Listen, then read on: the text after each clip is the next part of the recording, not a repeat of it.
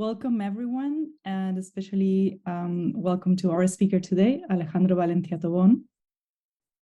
For those of you who are joining us for the first time, the Latin American Anthropology Seminar is hosted by the Center for Latin American and Caribbean Studies, known as CLACS, which is part of the Institute of Languages, Cultures, and Societies at the School of Advanced Study, University of London.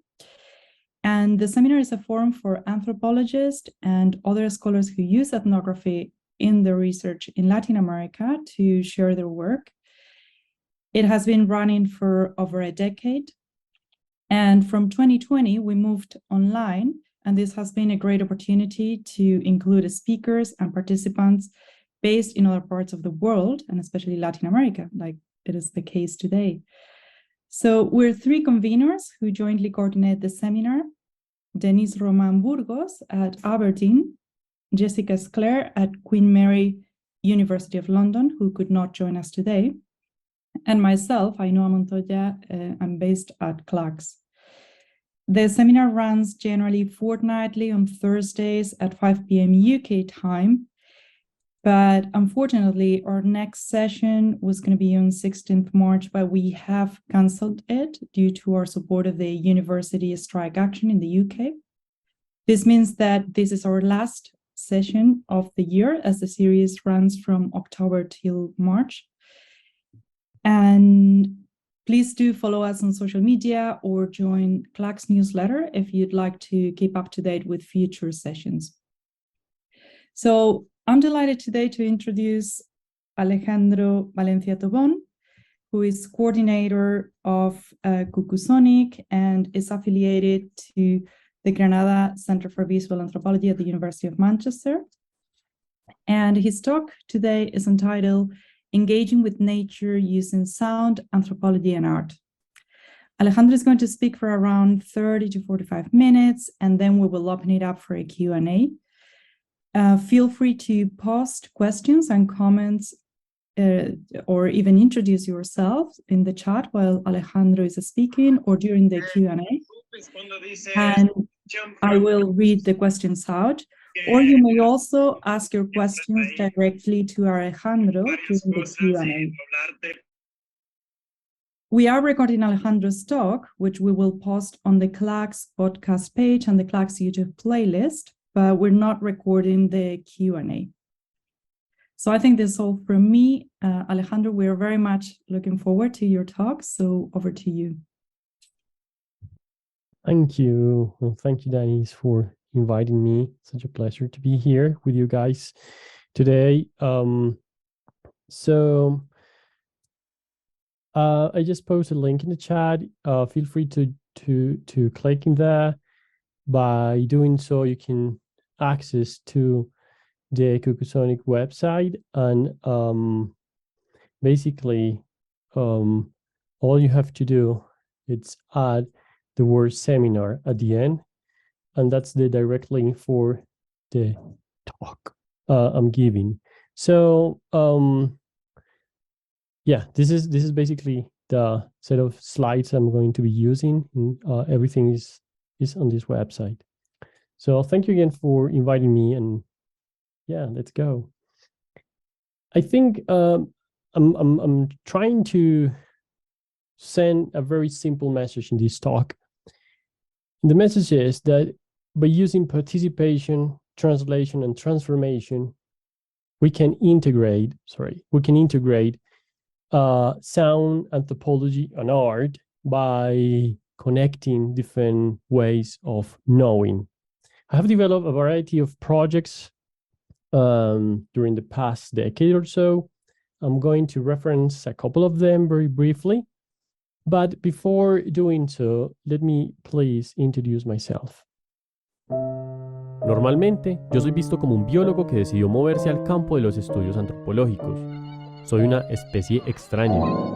Durante mi trabajo de campo, alguien me preguntó: ¿así que ahora usted está estudiando antropología? Sí, antropología visual, respondí. Entonces él continuó con esta extensa perorata. ¿Es la antropología útil? ¿Qué tipo de conocimiento se puede generar con la antropología? ¿Es relevante? Yo creo que lo que usted hace es únicamente relevante para un contexto académico, y esto no tiene relación con los problemas reales alrededor de las enfermedades tropicales. Lo que usted hace se parece a la historia del señor que quería ser un cazador de dragones, quien, para cumplir su deseo, se fue a estudiar con el maestro en cazar dragones. Una vez este joven terminó sus estudios, volvió a su pueblo natal para practicar lo aprendido. Sin embargo, pronto confirmó que los dragones no existían en este mundo y, por tanto, decidió formar una academia para enseñar a otros a cazar dragones. So this is me, a dragon hunter. I like hunting dragons. And during the past, I don't know, 6-7 years, my partner in crime has been Rupert Cox, the director of the Granada Center for Visual Anthropology. And I'm going to reference Cuckoo-Sonic, the project I have been coordinating with him, basically trying to convey this idea, integrate areas of knowledge, biology, anthropology, and art, to invite people around the globe to care about nature. And the way we do it is by inviting local communities, musicians, and anthropologists to work together towards that end. So let me show you an excerpt of a track that we made in the Cuckoo-Sonic project. And with that, I'm going to start developing how sound may be an intriguing way for addressing these questions and these topics that I just mentioned.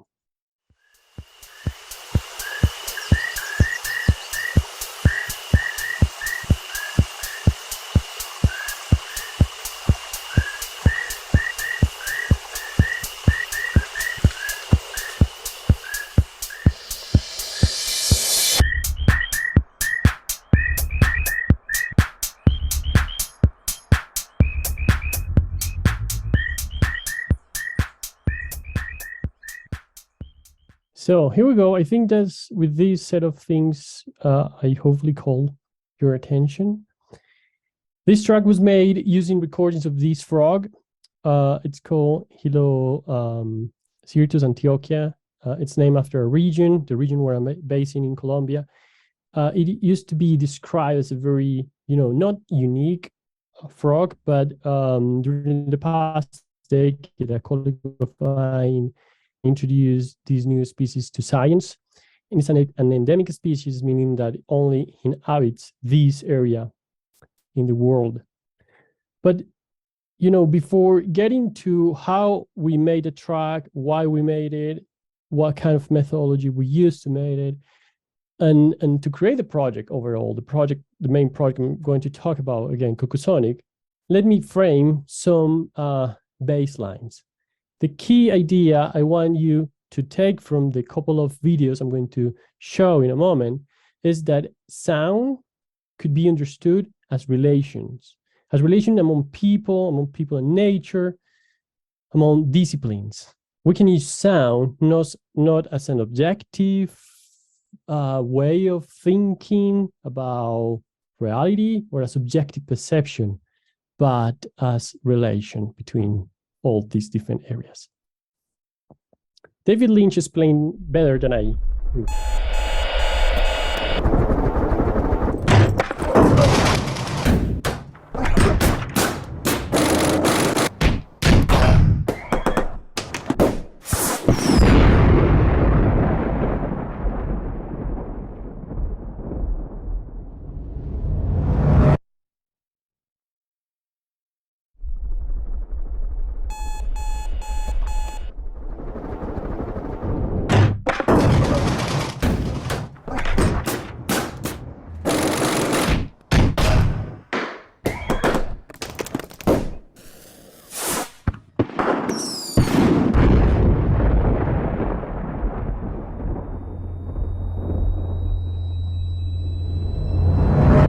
So in this YouTube video, by the David Lynch Foundation, I want to show you that with sound we can address a more comprehensive and immersive reality. sound allow us to think in that way, whereas vision presents us a sequentiality of things. Sound recreates reality in an immersive way. Rupert Cox has done it and shows us that, along with Angus Harley, in this film, Sawawa.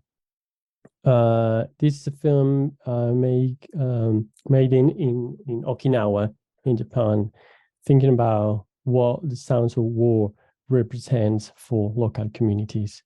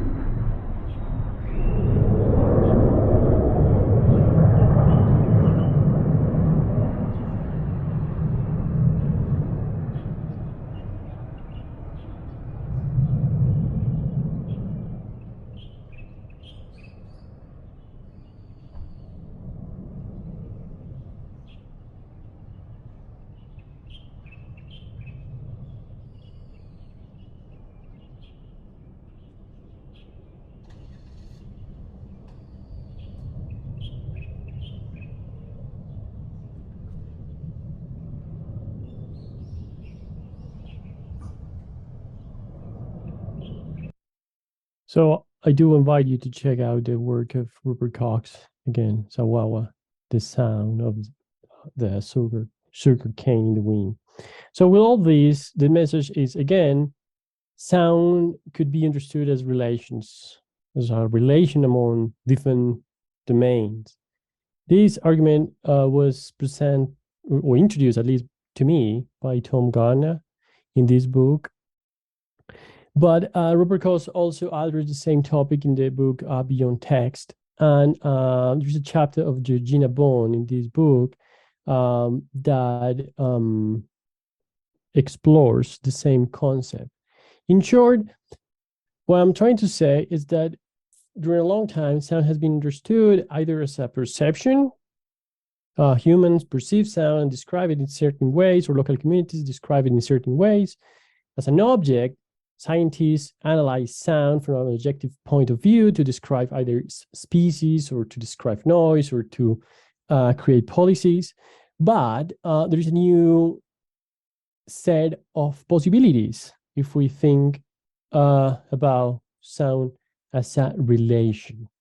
What this means is that when we collaborate, when we decide to create a project that address sound, the sound of nature, from multiple perspectives, we could invite scientists, local communities, and musicians to relate to each other and to create something together, to think about what those sounds mean, which may be something different to what every single part, every single member of the team could think about the same sound only by seeing it from one particular perspective.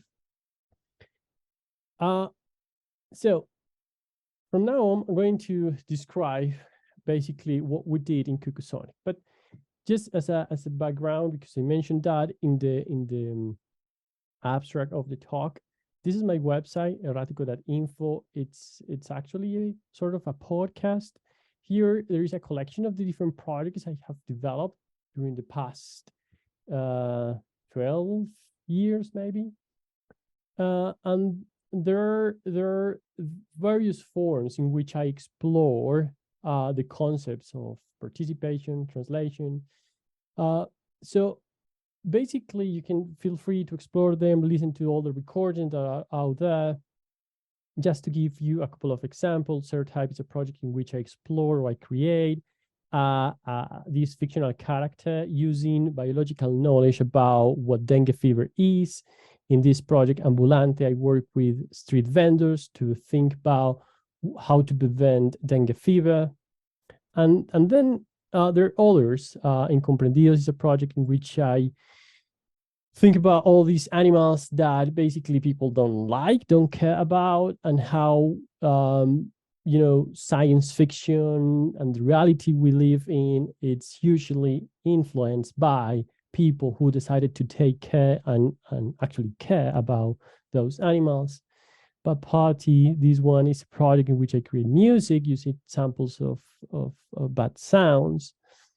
And so on and so forth. And they're all projects. Perhaps the one I would like just to briefly describe is this one called Anori. It's a bio expedition that I just took part of after the peace process in Colombia.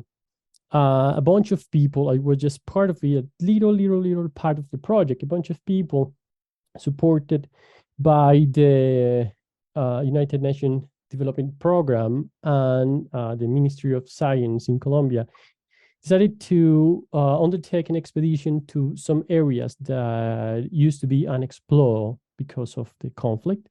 And I just took part of that project to create or allow relationships between the biologists who were the guys that were going to conduct the research along with the ex-combatants.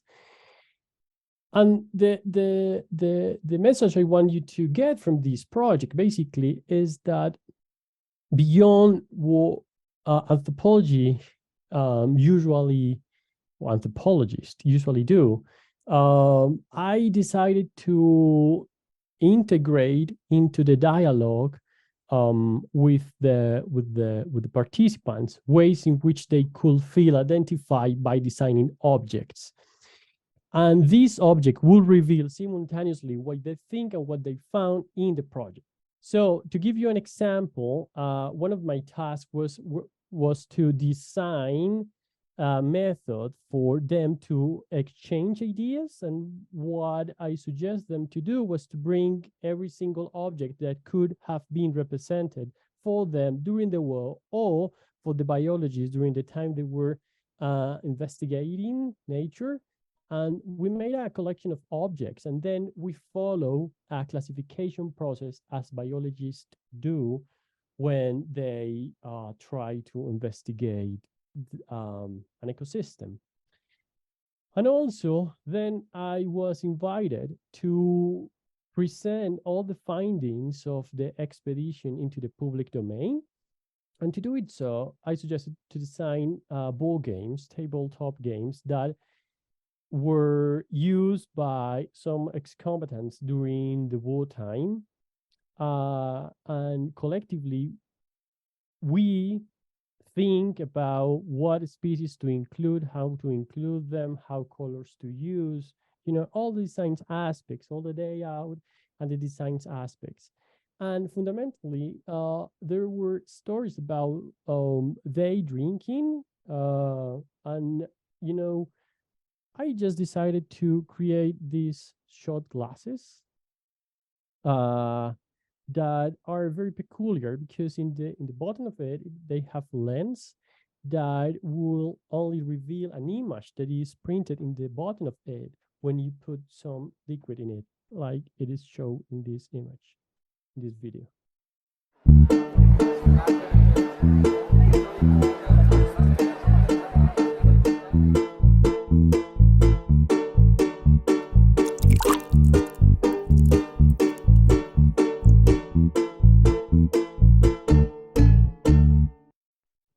Okay, so if you funded this project, if you would like to check more about it, then you can go in the website, or you can read the article that was published at the journal, the MIT Press Journal.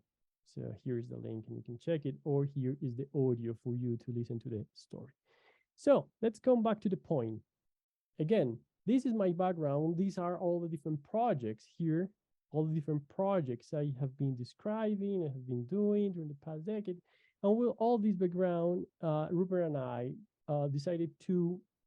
Rupert Cox and I decided to bring together and suggest an idea, a very simple idea. What if we take sound and we take this concept of sound as relation, and we invite different members of society, and we invite them to talk about what it means to listen to nature and what it means to care about nature.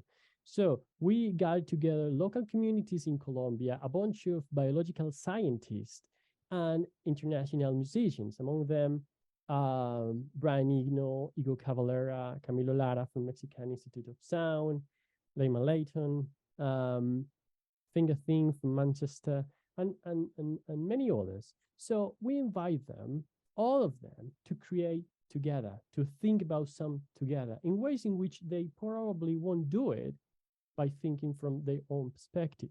So here is one example of a track, earlier track we do, back 2020, I think, only using samples of birds that were collected in a forest, in an Andean forest in Colombia.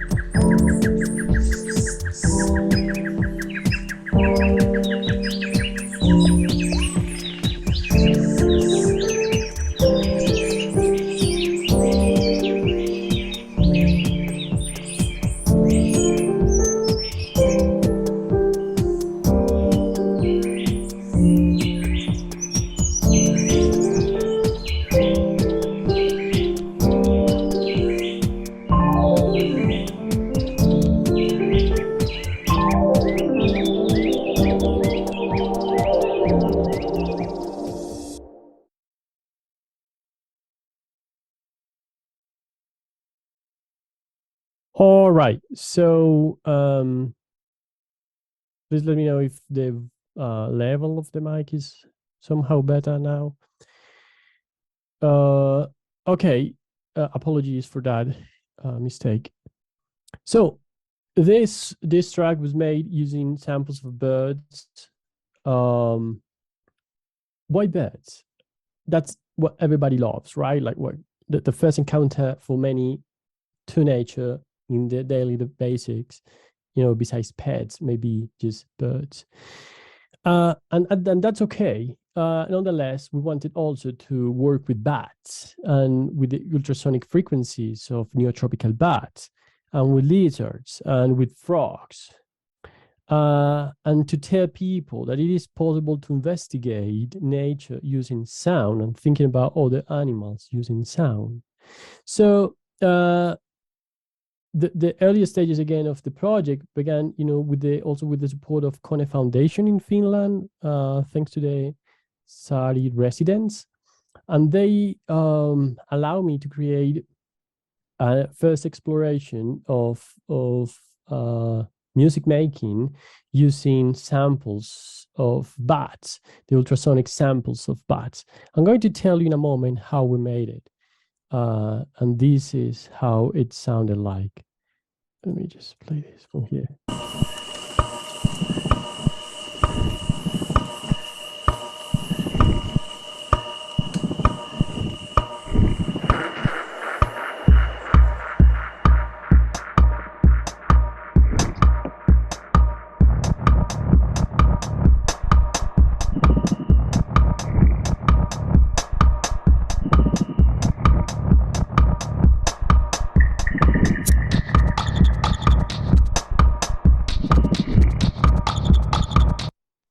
So this was, again, one of the earliest stages of the project, and it was released in this small type of vinyl record. And then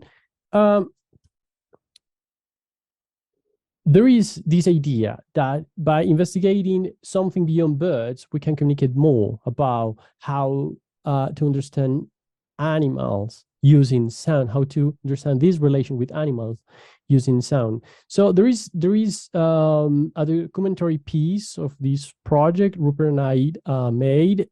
This is a fragment of that piece in which Juan Camilo Arredondo, the pathologist that worked with us during the project, is basically making or inviting us to make that reflection that, every single time you mention the idea of hearing or listening to nature, what people would describe more likely is just bird sounds, but there is much more than that. No, téngalo por seguro, son pocas especies de pájaros que pueden producir sonidos que no van a ser fácilmente reconocidos por una persona. Sí. Porque todo lo que implica sonido natural, todo el mundo lo asocia con pájaros. Y ese es el experimento que hice con los estudiantes de biología, ¿te acordás? Que los grabé inclusive. Y después de que escucharon la grabación, las primeras composiciones que fueron con murciélagos, ¡ay, qué tan bonitos los pájaros! Y es que uno le dice a la gente como, ay, para que grabe sonidos del ambiente, de los animales, y todo el mundo manda pájaros.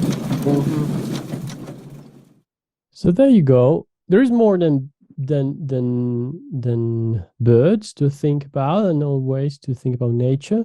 So, that's the purpose of Cocosonic, creating relations among different groups of people, local communities, musicians, biological scientists, and invite all of them to think about different natural sounds. And the core of that is to invite people to take care of nature and to have actions to protect nature. So the word Cocosonic basically comes from a chant that is quite popular in Latin America. Cucú, cucú, cantaba la rana. And sonic as a way of listening to, those sounds. And what's the point of our work? Basically inviting people to participate, to integrate, and to create relations between humans and non-humans as a multi-species entanglement. And we want to translate that information either from social or from biological perspectives into music. So we have these three themes, technically speaking: soundscape ecology. We want to construct a bioacoustic baseline of the different forests we have been working in Colombia. And we also want to record dialogically. And this basically means working with local people, inviting them to work with us using whatever media they have, either WhatsApp or a very nice setup, more microphone. So I'm going to talk now about three main groups of information. The first one is bioacoustic data. So we can collect this set of information. For example, this is a single call of a frog.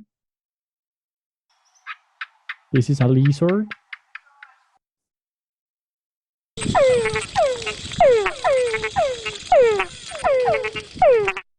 There was another frog. So we can collect all this information, and with that information, biologists can analyze and process the sonic information and tell us something about the ecosystem, or tell us something about the animal that is making that noise. So Dani Surk is the mammologist. She's a specialist in bioacoustics of neotropical bats, and she's going to tell us how we do the process, how we analyze the data, and what these data tells us.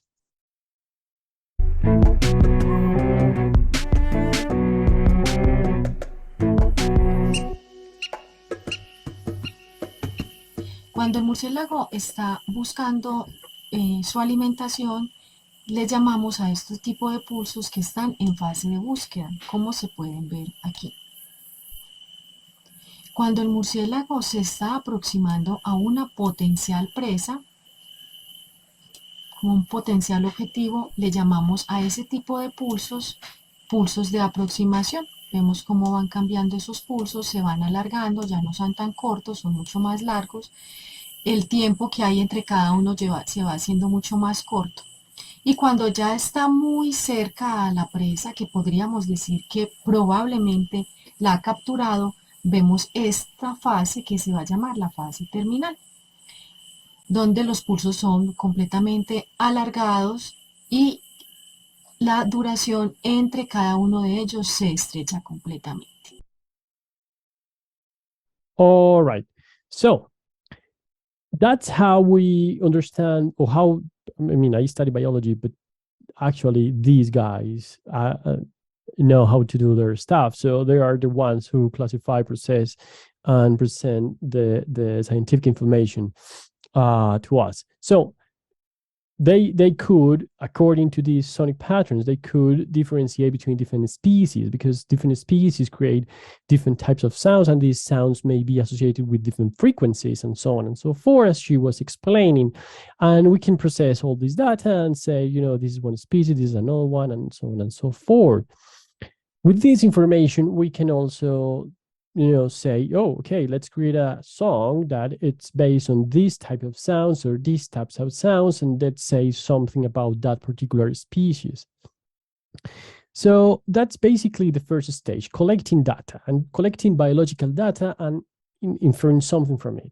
The second stage, it's collecting narratives. How do people perceive sound? How do local communities perceive sound? This is basically a description of a recording, a local bird watcher naturalist guide, an indigenous bird watching naturalist guide from the Amazon region sent to us. And he was working with Diego Calderon, who was or is the ornithologist, the specialist in birds that work with us, along with us, during all this process. Miniku después do haba, pero popo, uameti ina minikupu do kesa ne campo. Pero te masan después ni sinore.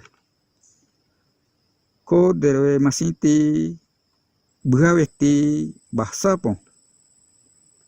Je después no perniti.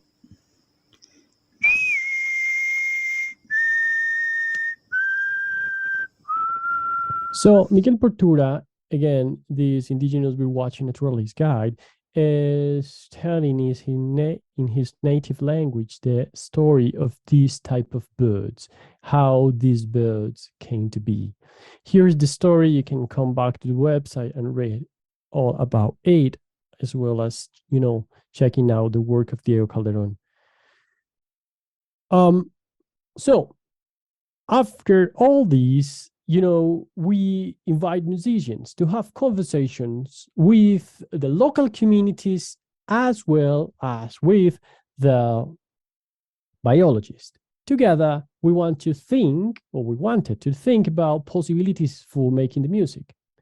Here's a fragment of the documentary in which two of the biologists, Ana Gomez and Juan Camilo Arredondo, are talking with Igor Cavalera and Laima Layton, as well as Jorge, one of the members of the local community we work with.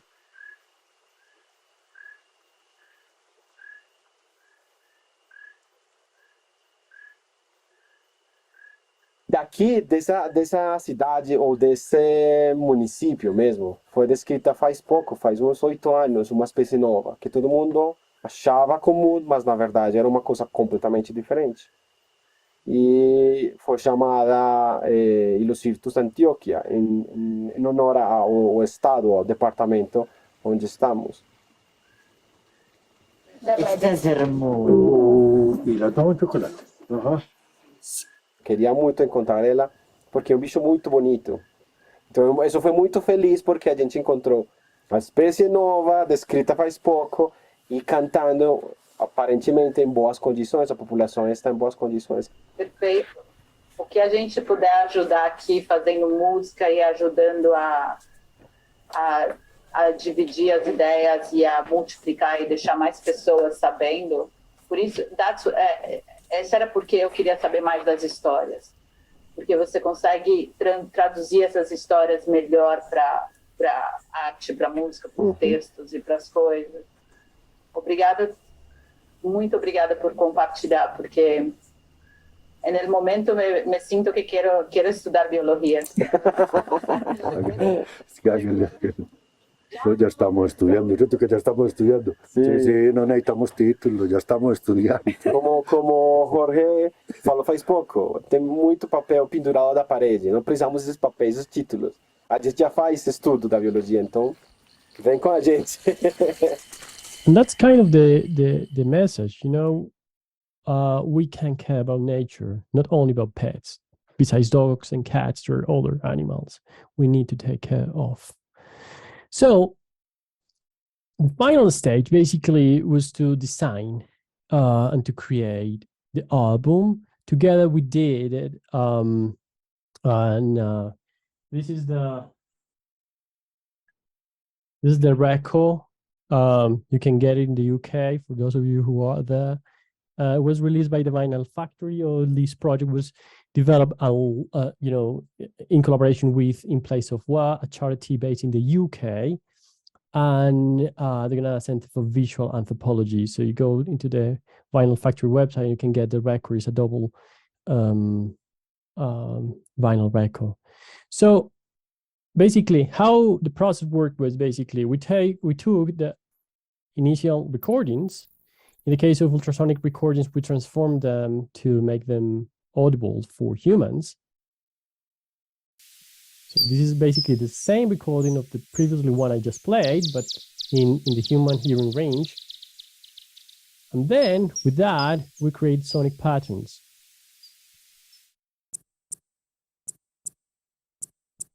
And with that information, musicians integrate different ideas and create music.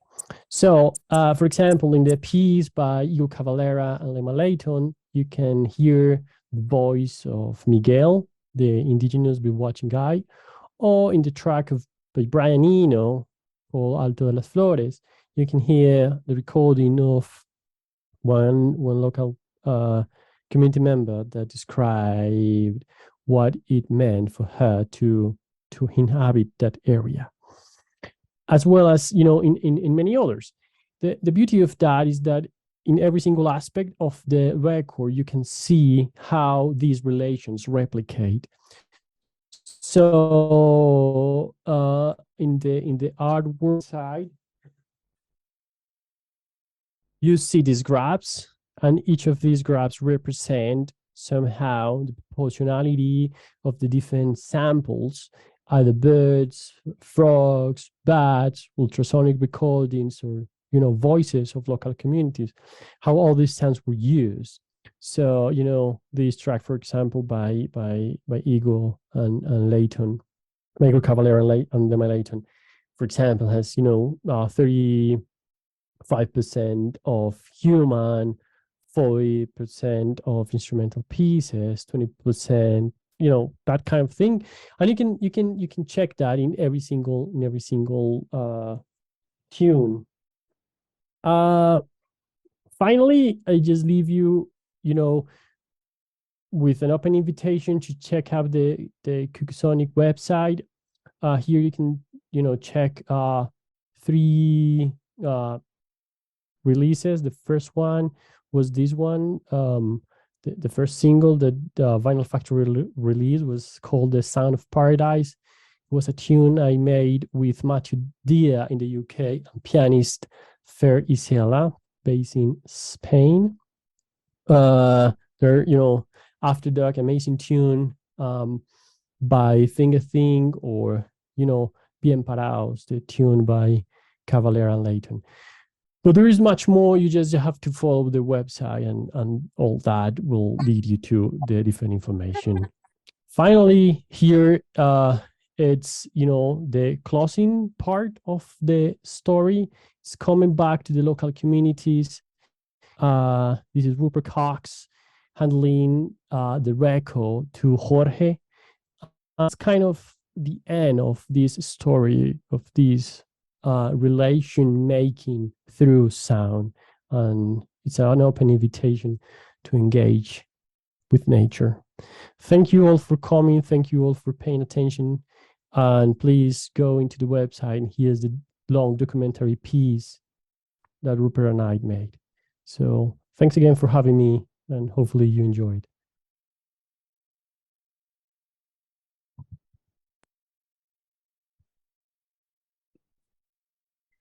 Thank you so much, Alejandro. That was really fascinating, really, really interesting. And I'm sure there will be a lot of questions